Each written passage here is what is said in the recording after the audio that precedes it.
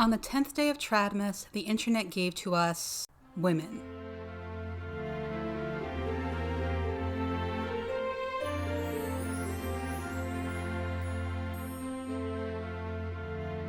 Hello, and welcome to the 12 Days of Tradmas. If you're new around here, my name is Kit, and Tradmas is a series I do in December where I talk about the harmful beliefs and ideas promoted by certain influencers, content creators, and so on. Basically, my normal content, but more of it and with a festive flair. And today, we're discussing women against women's rights. This is going to be more of a casual, chatty video, revisiting prior subjects, and just looking at posts from proud anti-feminists.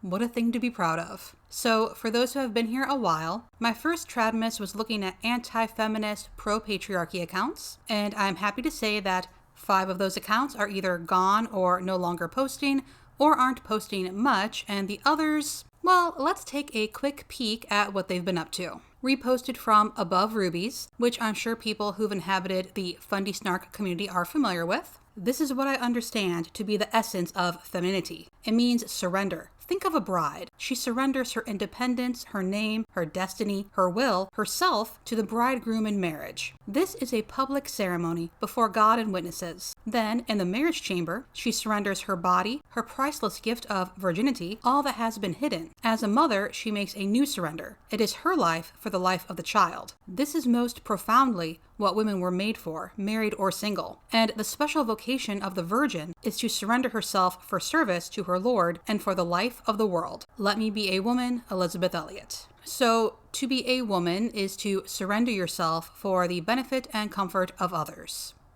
Good to know. There's also this weird reel she reposted, all men want this, don't lie to yourself, feminist. Apparently all men want sourdough cinnamon rolls and steak and eggs. I don't understand why feminism was brought into this. Most people enjoy cinnamon rolls and or steak and eggs. Most people like it when their partner cooks for them. Cooking is a skill all adults should have, not just women. Moving on, the owner of the next account, longtime subscribers might remember them as the brains behind It's Not Submission If You Agree, and the advice to think of your husband as simply incapable instead of getting upset when he can't do something as simple as putting clothing in the hamper, has some more wisdom for us. Many women would rather squabble with their husband over who has to do dishes than be thankful they have him there at all. It's entirely possible that someone in your life is struggling with not having their husband home much at all. Best case scenario, he is working very hard. Worst case, he is out living a life of sin. What a blessing to have a husband home to serve, to make a haven of rest for, to show the fruit of your day's labor, to love and cherish. I love how the solution to domestic problems isn't to have a discussion. Just suck it up and be thankful you have a husband at home to serve. Come to think of it, that's the running theme here. Women are never advised to have a discussion with their husband, and if such a thing is even hinted at, these accounts go into overdrive lecturing women about how not to nag their husband. And the best thing, really, isn't to talk, but to pray. Put no pressure on the husband at all, ask nothing of him. You are not partners. He is there to work, and you are there to serve. That's so bleak. And speaking of bleak, Feminine Not Feminist has rebranded, and apparently she and her husband are in a better place now, so she no longer has anything to say about marriage, which is interesting because I would think now, the good times, is when she would share what worked for their marriage instead of when they were apparently struggling, but she does have a message for us. Posting grid photos like it's 2015. Also, friendly reminder that the pro-life position is the position of love. Don't let anyone gaslight you into believing it's not. You do not have to take a defensive, apologetic stance when declaring the truth that babies in the womb are equally human and worthy of life. And someone asked, are you an abolitionist or just pro-life? And Annalise responded, I believe every form of abortion down to Plan B pills and birth controls that can cause abortion should be completely outlawed. Where does that put me? There is nothing loving about insisting a person continue a pregnancy. There is nothing loving about insisting every fetus be carried to term no matter what. And it is also not loving to spread misinformation. Plan B does not cause abortion. No form of birth control causes abortion. And asking what is loving about so-called pro-life laws is not gaslighting. Please tell me what's loving about delaying medical care until it's too late. Please tell me what's loving about arresting women for having a miscarriage. And if it's really about loving people and saving babies, why do they never talk about the maternal and infant mortality rate? The US has the highest rates among high-income nations, but the same people preaching anti-abortion never say anything about that. And now that I'm annoyed, it's time to look at Soli, who is still at it, though her side hustle seems to have been retired. I hope we're all ready for a journey. Try suggesting that women might actually be happier raising their own children than working corporate jobs, and you'll face more backlash than the most radical feminist would have 100 years ago. The programming runs deep.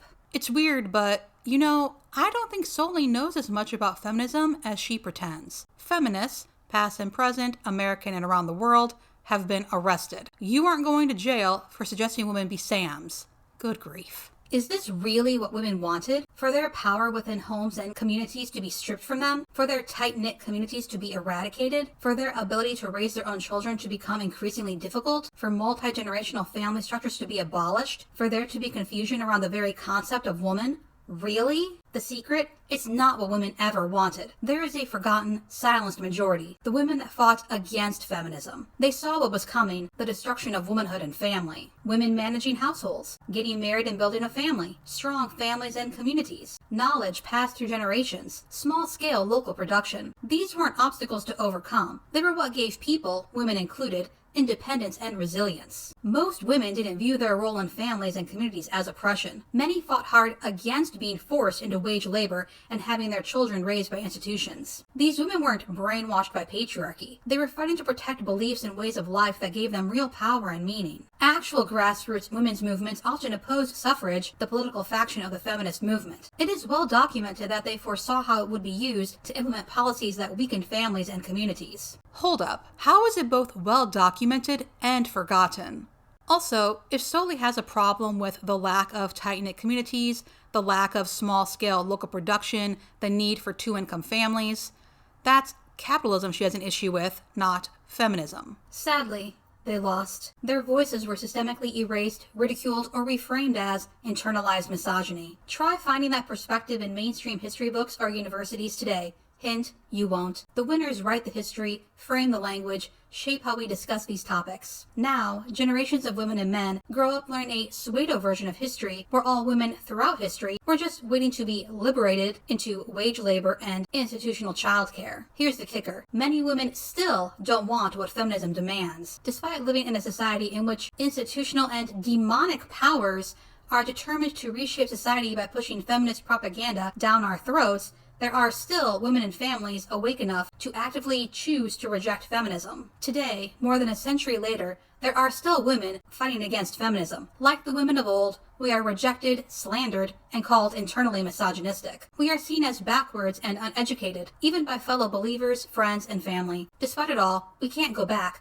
We see right through the programming. Our values matter more to us than how we are viewed by others, a job, or social acceptance. Reject feminism. Choose to think and live differently. Embrace true femininity for yourself and your family. So, we all know that anti-feminists have existed alongside feminists. We have their opinion pieces, their cartoons, their books, and absolutely nothing is stopping Soli or any other woman from living a patriarchal lifestyle. She is free to wear dresses, get married, have however many kids, give all her money to her husband, submit to him, whatever she wants. What she is complaining about is that she has to make the decision to do all that. It is not legally enforceable, it is not a societal norm. And that, apparently, is just unthinkable. All women must live the way Soli lives, and if they don't, they must be punished. And don't even bother trying to say Soli isn't saying that. For what other reason would she be posting this drivel? She has her husband and kids, she's told us she submits to him, she lives out her version of womanhood, and nothing is stopping her from doing so. But she writes as if something is. She wants the single women in her audience to think feminism is the reason they're not married with kids at that moment, the reason why they have to work. She wants them to be angry at feminism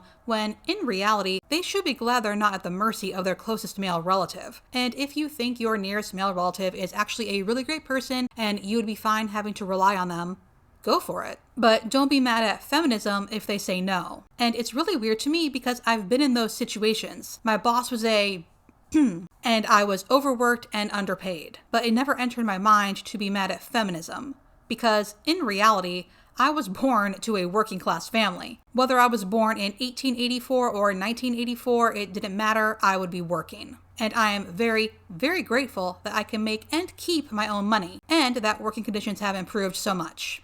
For now, at least. Okay, enough of that. Bernadine has taken anti-feminist out of her Instagram bio, but she's still at it. According to feminists and liberals, having lots of sex outside of marriage, empowering. Having lots of sex in marriage, OMG slavery. You can't make this stuff up. Except she did make that up. There is nothing inherently empowering about having sex outside of marriage or within marriage. The empowerment comes from being able to make the decision to have or not to have sex. I haven't seen Bernadine say this, but the reason folks take issue with women like Dear Sister, for example, is because they say married women have to have sex whether they want to or not. And that is not empowering. And if people think that is a general requirement of marriage, yes, I can see how they would conclude that marriage is slavery. If you don't want people to think that way, don't endorse the notion that upon marriage, your body is forfeit to your husband. And why yes, both Bernadine and Soleil did jump on the my body, his choice trend after the election. Bernadine did add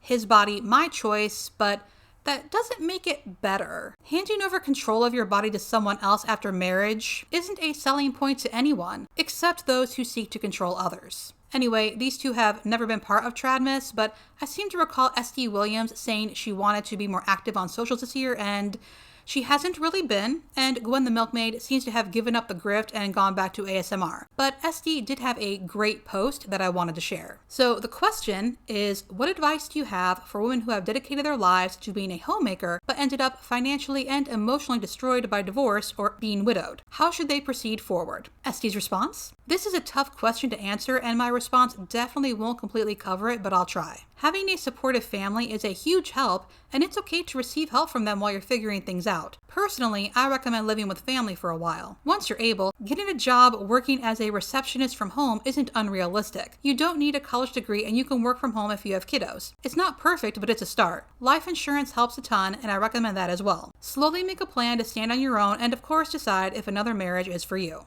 Does SD know what a receptionist does? That's not a work from home job. Maybe she's thinking of call centers or something, but in general, finding a work from home job isn't easy, even when you have a college degree. Bad advice, which seems to be her favorite. But moving on, for every woman who retires from anti-feminism, another appears. Like Rachel Wilson, who reposted this exchange from whatever. Her husband seems to be a frequent guest. Rachel's commentary: this is the dumbest and most frustrating of all the dumb, frustrating arguments that women give. None of you want to do the dangerous, dirty, difficult jobs that create a technologically advanced world that allows you to believe you can do everything men can do. Also, you can't. What was the argument? Let's have a listen. When is it that you think women are going to dive into the construction field and get on the oil rigs and start building society and infrastructure? How many years do you think it's going to take before women decide that they're going to do those jobs because they've been so historically oppressed? I mean, I know women who roof houses and are welders. You don't know any welding. I do. You're so full of. What are their names? You know what? Tell me the woman's name who you know who does welding. What's her name? Roofing. What was her name?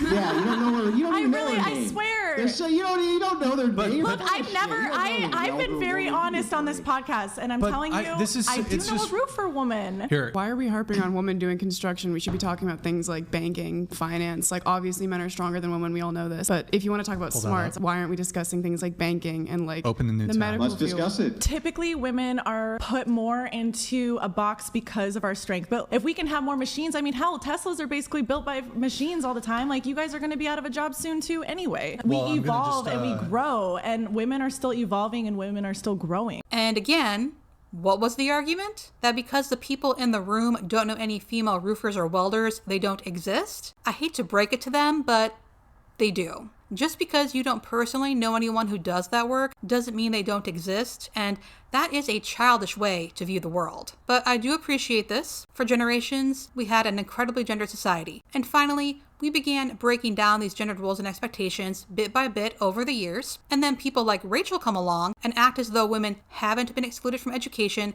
haven't been told X is for boys and Y is for girls, haven't been harassed out of male-dominated workspaces. And then they ask, well, if women are so equal, why don't they do those jobs? Well, women have still persevered, still invented, still built, and what have these fools done besides go on a podcast? But the cherry on top is that when women do begin to do better in some part of society men think they should be dominating, men start wringing their hands, and instead of thinking of how they can help boys and young men, they start thinking about how maybe women actually need to get back to being housewives. And on that note, there's a lot of content out there about being feminine, how to be feminine, things like that. The following posts are from one of those accounts with a name that indicates the user is feminine, not feminist, and though they have almost 100,000 followers, I'm not sharing their account name because they are so young. I guess you could say I still have hope. In a Q&A, they said they're 19, almost 20, which I kind of figured because I'm noticing there are a number of Instagram accounts like this about how the account owner was a raging feminist, never just a feminist, always radical, raging, or something, and now they've seen the light and are feminine instead. And they're usually in their early 20s at most. And I think that happens when you're young. You have a lot of energy and thus a lot of passion, though I'm still very curious about where they picked up those radical feminist beliefs and what they were. Kindly, however, this person shared her story. I wanted to come on here and give a little explanation as to my account name. For the majority of my life, I grew up absolutely despising men, marriage, and masculinity. I thought all men were evil, that all marriages ended bad, and that masculinity equaled oppression. How wrong I was. God brought me back to reality last year when he showed me a man who embodied Christ in the truest form, who loved and showed kindness like Jesus Christ does. It radically changed my life. That's when I made this account. I wanted to show women that not all men were bad, not all marriages ended with infidelity or divorce, and that true masculinity is not toxic or oppressive, but a part of God's perfect design. I used to be a raging feminist, more or less a misandrist.